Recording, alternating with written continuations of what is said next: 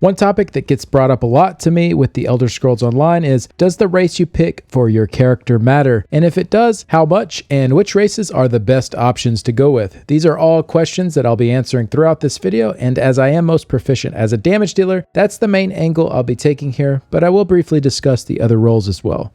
Real quick before we start, big thanks to Bethesda for sponsoring this video. If you still need a copy of Necrom, the new chapter for the Elder Scrolls Online, it is available now on PC, Mac, Xbox, PlayStation, and now also the Epic Game Store. And I do have a link in the description of this video that will take you right where you need to go to purchase it.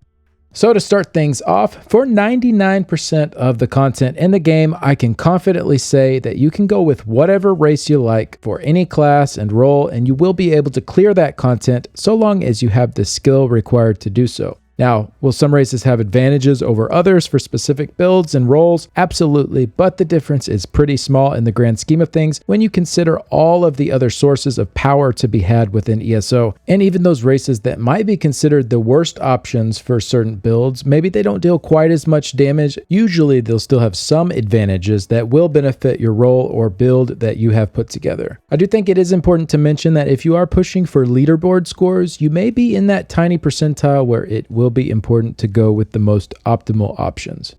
To start off this discussion, Imperials will be the first race that we talk about. And I'll dig a little deeper here for Imperials than I will for every race to help teach some of the main concepts that will be applied throughout the rest of this video. So every race gets a free passive that you don't need to put any skill points into, and for Imperials this is Diplomat. They will level the one hand and shield skill line 15% faster and also gain 1% more gold than other races. These free passives generally aren't meant to have a very huge impact, and especially not for combat. Sometimes these are referred to as flavor passives, as they just add a little bit of something unique for each race. Imperials also have Tough, which adds 2000 max health, Imperial Metal, which adds 2000 max stamina, and Red Diamond, which reduces the cost of all of your abilities by 6%. These passives make them a very popular choice for PvP, as all of these stats are pretty crucial to any type of PvP build. Imperials are also a very popular option for tanking. In my opinion, they're probably the second best choice behind Nords, who we'll talk about in just a little bit, but all of their passives here are really good for the tanking role. If we look at Imperials as stamina-based damage dealers, then that 2000 stamina they get will be contributing to their damage. So if you aren't aware, around 10.5 of your max resource, so in this case stamina, is equal in power to 1 weapon and spell damage. So if you have 2000 stamina in this scenario, that's worth about 190 weapon and spell damage. So comparing to Dark Elves, who do have the highest offensive stats for a stamina DPS, we are looking at only around a 3% difference between them and Imperials. This could be slightly higher or lower depending on the rest of your build and your group, but this is a pretty fair estimate. But the Imperials have that nice chunk of extra health and sustain that you won't have as a Dark Elf, and the cost reduction does work on ultimates as well, so while it won't have a huge impact, you can theoretically gain a tiny bit of damage by getting your ult off a little bit sooner. So some of that damage can definitely be made up with these passives that don't directly impact your flat damage amounts. And I'll go through the full table a little bit later in this video.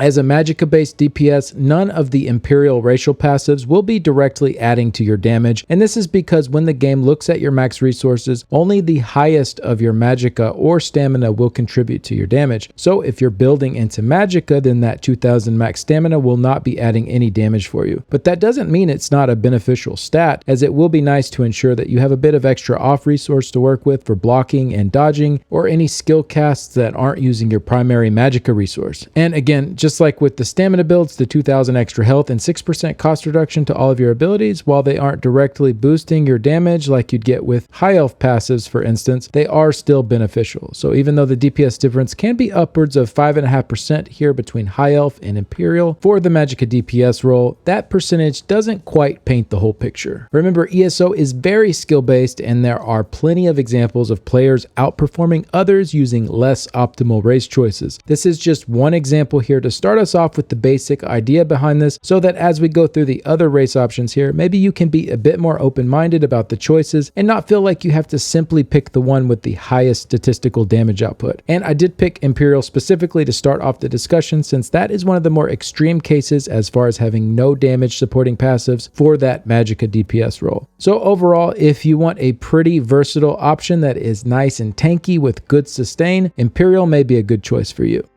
Alright, next up we have the Nord. Their free passive is Reveler, increases your experience gain with the two-handed skill line by 15%, increases the duration of any consumed drink by 15 minutes. Then they have Resist Frost, increases your max health by 1000 and frost resistance by 4620. Stalwart, increases your max stamina by 1500. When you take damage, you gain 5 ultimate. This effect can occur once every 10 seconds. And Rugged, increases your physical and spell resistance by 2600. So similar to Imperial's, Nords are very popular options for PvP and also for tanking, as all of the passives are very beneficial there. You don't get quite as much health as the Imperial, but you do get extra resistances. Those numbers are equivalent to about 4% to all damage and another 7% to frost damage. Those can be really noticeable for some encounters, especially at the higher end difficulties where enemies start hitting really hard. And similar to Imperials, none of their passives will be directly boosting your damage as a Magicka damage dealer, but that 1500 stamina will boost your damage as a stamina DPS. So if you want to play as a DPS, as a Nord, you aren't looking at the top damage numbers, but you will be extra tanky with their defensive passives, so you have a better chance of staying alive.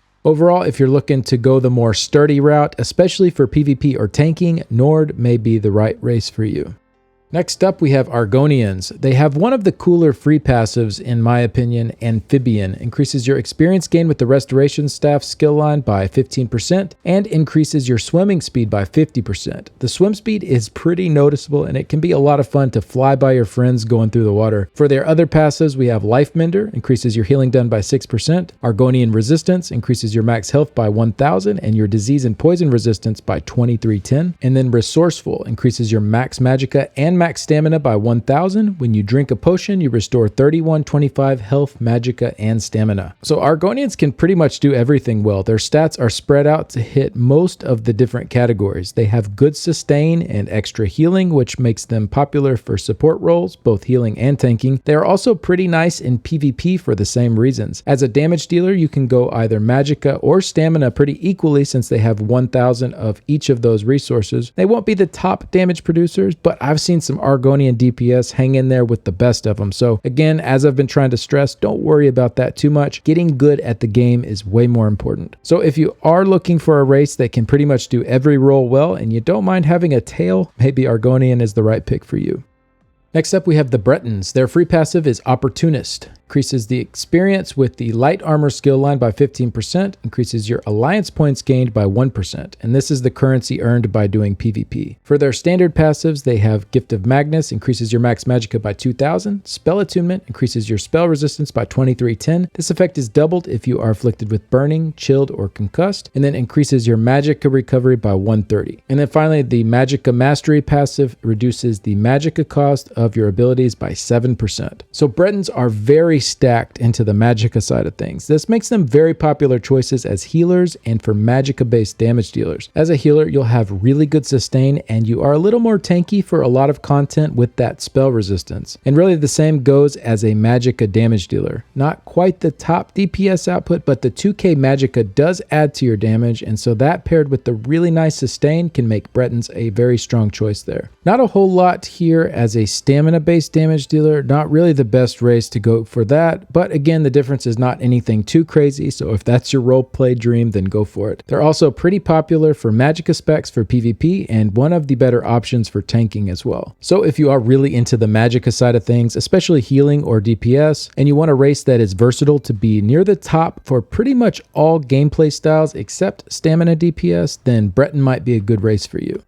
Next up, we have the High Elves, also referred to as Altmer. Their free passive is Highborn, increases your experience gain with the Destruction Staff skill line by 15%, increases your experience gained by 1%. Then you have Spell Recharge. When you activate an ability, you restore 625 magicka or stamina based on whichever is lowest. This effect can occur once every 6 seconds. When you are using an ability with a channel or cast time, you take 5% less damage. Seerbane's Boon increases your max magicka by 2,000, and Elemental Talent increases your weapon and spell damage by 258. So High Elves are statistically the strongest option for magicka-based damage dealers since they have both the 2,000 max magicka and the 258 weapon and spell damage. Dark Elves are pretty much even here, but we'll talk about them in a minute. High Elves also have a really nice time sustaining their stamina pool as a magicka DPS since the Spell Recharge passive will be giving back stamina every 6 seconds. This is really nice, especially in today's meta where you're typically running a nice mix of magicka and stamina skills on most setups. And then for classes that are using channeled abilities a bit more, such as Templar and Arcanist, that 5% damage reduction you get while channeling can be pretty noticeable as well. High Elves are also pretty popular as healers due to their high offensive stats, which also will be beneficial to healing, especially for healers that may be trying to also contribute to damage as well. They're actually pretty decent as stamina-based damage dealers too, since they have that 258 weapon and spell damage. It's a really nice stat line, so it puts them as one of the offensively stronger options there. For PvP, High Elves can be very strong for highly offensive setups, but they're not super well-rounded for defense or sustain like some of the other racial options, except again for Templar and Arcanist, where you might be channeling a bit more often. And then for tanking, they also aren't as popular here, but you can definitely still make it work for almost all difficulties of content in the game. So overall, if you want a magicka-based offensive juggernaut, High Elves are a great choice, and they do have some flexibility to do well in other roles too.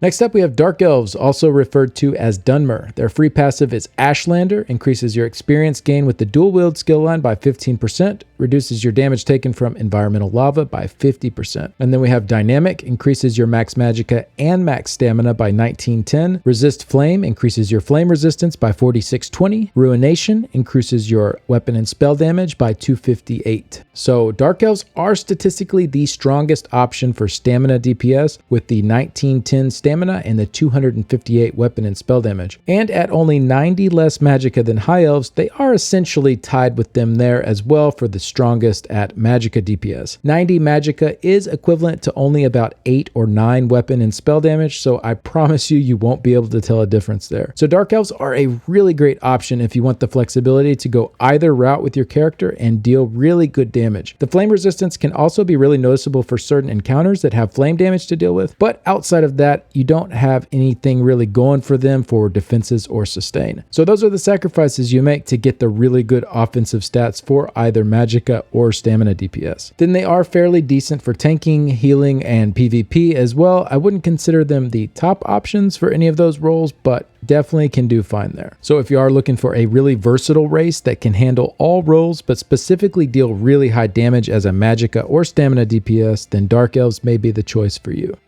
Next up, we have the Orcs, sometimes referred to as Orsimer. Their free passive is Craftsman, increases your experience gain with the heavy armor skill line by 15%, increases your crafting inspiration gain by 10%. So this one here is how quickly you can level up your crafting skill lines. So a nice option if you're just making an alternate character specifically for crafting duties. Then they have Brawny, increases your max stamina by 1000. Unflinching Rage increases your max health by 1000. When you deal damage, you heal for 2125 health, and this can occur once every 4 seconds. Swift Warrior increases your weapon and spell damage by 258, reduces the cost of sprint by 12%, and increases the movement speed bonus of sprint by 10%. So pretty strong offensive and defensive stats here for the Orcs. As a stamina damage dealer, they are about 900 stamina behind Dark Elves, but they have the same 258 weapon and spell damage. So in most scenarios, you're looking at under a 1% DPS difference there, which is usually not really even noticeable. So in exchange for that, you get more health, more speed, and some passive healing. I definitely like to go Orc a lot on my stamina DPS characters, and I don't ever feel like I'm missing out on damage compared to being a Dark Elf. And since the 258 weapon and spell damage is universal, they're actually fairly strong as a magicka damage dealer as well. The stats aren't the best of the races for tanking, but they're not bad either, so you definitely have the flexibility to do the tanking role. And for healing, I don't really see orc healers too often, but the 258 weapon and spell damage will contribute to your healing amounts, and the health and stamina will be nice to have on any type of build. Then for PvP, the speed and defense on top of the offensive power makes them really popular choices here. Overall, I think orcs are a pretty good at nearly everything type of race, but they're right near the top if you're looking to play as a stamina-based damage dealer. Next up, we have Redguard. Their free passive is Wayfarer. Increase your experience gain with one-handed shield skill line by 15%. Increase the duration of any eaten food by 15 minutes. Martial training reduces the cost of your weapon abilities by 8%. Reduces the effectiveness of snares applied to you by 15%. Conditioning increases your max stamina by 2,000. Adrenaline rush. When you deal damage, you restore 1,005 stamina. This effect can occur once every 5 seconds. So with that max stamina line and the stamina return from Adrenaline rush, Redguards are pretty strong options as stamina-based damage dealers. They aren't quite as strong as the orcs or dark elves due to them not having the 258 weapon and spell damage. However, they do have the really nice sustain, including the reduced cost to weapon abilities, and that 8% will also apply to your weapon ultimate cost, so that can be pretty nice for some setups as well. There's not really a whole lot here to benefit a magicka-based DPS, though your off resource sustain will be really good with Adrenaline Rush, and if you have some weapon abilities going, you'll have some nice sustain help there as well. That max stamina and sustain are also nice for tanking. I'd say they are one of the better options to go with there. I don't see too many Redguard healers, but again, if that's your desired route, it's totally doable, and you'll have some nice cheap healing skills in that restoration skill line. The stats all around are pretty decent for PvP too, and that's where that 15% snare reduction will come into play a bit more. It works for PvE, but usually it isn't as big of a problem to tackle as it is in PvP. So if you're looking for a pretty well-rounded race for both PvE and PvP and wanting to focus on doing some stamina-based DPS, then Redguards might be a good choice for you. Next up, we have Wood Elves, also referred to as Bosmer. Their free passive is Acrobat, increases your experience gain with the bow skill line by 15%, decreases your fall damage taken by 10%. So this is one of the few free passives that also has some combat implications, as you might, especially in PvP, encounter some situations where you need to jump, and this 10% could make a difference for you there. Then we have Hunter's Eye, increases your spell detection radius by 3 meters, increases your movement speed by 5%, and your physical and spelled penetration by 950. Ifri's Endurance increases your stamina recovery by 258. Resist Affliction increases your max stamina by 2,000 and your disease and poison resistance by 2310. So similar to Redguards, Wood Elves are set up to lean a bit heavier into stamina stacking playstyles with their stamina recovery and 2,000 max stamina passives. The penetration line they get can be fairly strong, but it won't be as good as the 258 weapon and spell damage that some of the other races have access to. So the trade-off there is a little less damage with some nice recovery and extra movement speed. They aren't set up too well for magicka DPS, though you could still go that route, and the penetration could still be beneficial for you there offensively. I also don't see a lot of support run as Bosmer, though you definitely could if you wanted, and maybe for some of the more off-meta stamina healing types of builds, could be a pretty nice option for that. For PvP, they are a popular choice as all of their passives are really beneficial for that type of environment. The speed, the penetration, the stamina, and stamina recovery, really great stats all around for PvP. So if you are looking to focus into stamina DPS, or you like the idea of a fast and strong offensive PvP setup, then Wood Elves might be the race option for you. Alright, last but certainly not least, we have the Khajiit. The free passive here is Cut Purse, increases your experience gain with medium armor by 15%, increases your chance to successfully pickpocket by 5%. Robustness increases your health, magicka, and stamina recovery by 90. Lunar Blessings increase your maximum health, magicka, and stamina by 915. Feline Ambush increases your critical damage and critical healing by 12%, decreases your detection radius and stealth by 3 meters. So Khajiits are a very well balanced class for all sorts of activities. They are preferred for thievery and stealth with their detection radius reduction alongside their extra pickpocket chance, and their other stats are just very well rounded. Boost to all 3 of your resources plus all 3 of your recoveries, and a nice 12% crit damage and healing, which is really strong for the DPS and healer roles. So if you are fully benefiting from that 12% crit damage, Khajiits are right there neck and neck with Dark Elves and High Elves as the top magicka DPS options, and then the same with Dark Elves for stamina DPS. DPS. However, crit damage in ESO is capped at 125%, so for some more highly optimized groups, Khajiits do lose a bit of their power there. For most players though, this usually won't be an issue, but still something to keep in mind. You might need to swap some stuff around in your build a little bit for really organized group play. I think Khajiits are my personal favorite though for content that isn't quite as organized, like running dungeons with friends. I'm usually not worrying about hitting that crit damage cap, and so Khajiit being about even with the top races for DPS there, plus the extra stats all around to my resources and recoveries, I just really like how their passives are set up a lot. And they also make really nice healers with those all-around stats. They aren't the most common tanking race, but definitely some pretty solid stats for that as well, and they are a super popular option for PvP. That 12% crit damage can hit like a truck, especially with more stealth-focused builds, but even on more general setups, they're really strong against other players. So if you're looking for a race option that can do everything pretty well and even sit right at the top of your damage potential for what some groups will have going, Khajiit is a great option to go with. For this next section, I did want to briefly discuss the charts that I've been referencing here. I'll have a link in the description below if you want to check these out. But essentially what I've done is plug in a pretty standard build into UESP's build editor. It's a really great tool if you want to check that out. And I've set all the stats up for pretty standard raid buffs like what you'd get on the trial dummy. So the percent differences could vary a little depending on your specific build and what all buffs and debuffs are going in your group. However, what I found through plugging in many different types of scenarios is that the differences were close enough where the same conclusions could still be drawn. And again, as I've referenced several times in the video, this is just from a mathematical point of view. Sometimes those passives that don't directly impact your damage can still make up some of that difference, but even if not, the difference in the most optimal versus the least is not too big and certainly not going to stop you from being able to complete the content in the game. So those are your options for the different races to choose from in the Elder Scrolls Online. I hope I helped get across the different strengths and weaknesses for the different racial options while still hammering home the idea that it really doesn't matter too much for most gameplay styles. And if you do have a race that you really just prefer, don't feel like you can't take them for whatever role you like. I would keep in mind though that at the very, very high end of gameplay, including score pushing endeavors, you may feel a little more pressure to choose the perfect tool for each job, and that includes your race. And that makes sense because when you're signing up for something like that, the goals are clearly defined for those types of situations. But outside of that, if you want to min-max your race, go for it. If you don't, it's really not a huge deal, and don't let people tell you otherwise.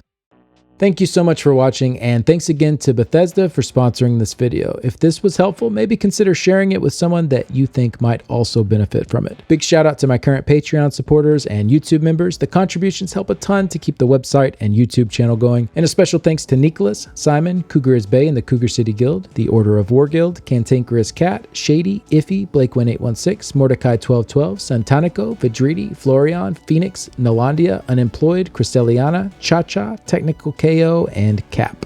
Thanks again, and see you later. Bye.